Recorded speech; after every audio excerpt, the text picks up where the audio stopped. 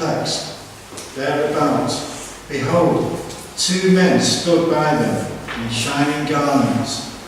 And as they were afraid and bowed down their faces to the earth, they said unto them, Why seek ye the living among the dead?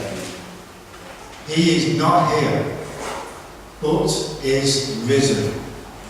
Remember how he spake unto you when he was yet in Galilee. He is not here, he is risen.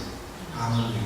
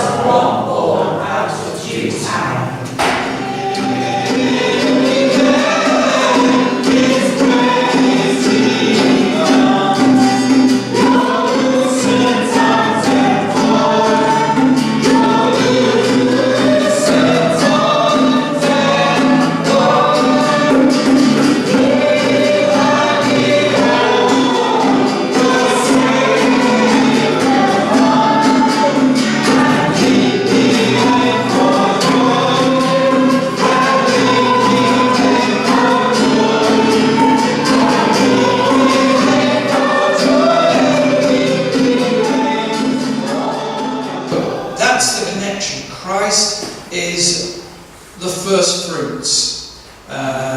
He is raised, and so those that are his, that is, Christians, will also be raised. There'll be a resurrection. Now, the scripture does say, some unto the resurrection of life, and some unto the resurrection of damnation. John 5:29. So it's not saying, on that day everybody's just going to go up to heaven. It's not saying that. It's rather, in this case, talking about those who belong to Christ.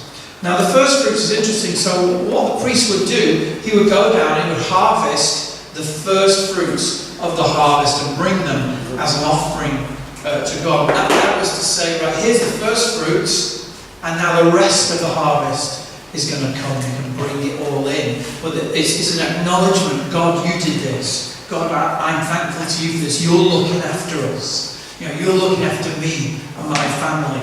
And I want to acknowledge that is the case. So just picture the scene if you can.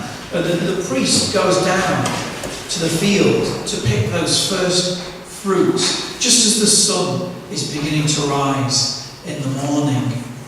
And yet at the same time, the sun, the S-O-N, is also rising. It's a beautiful picture, isn't it? The Bible even uses this kind of play on words, in Malachi.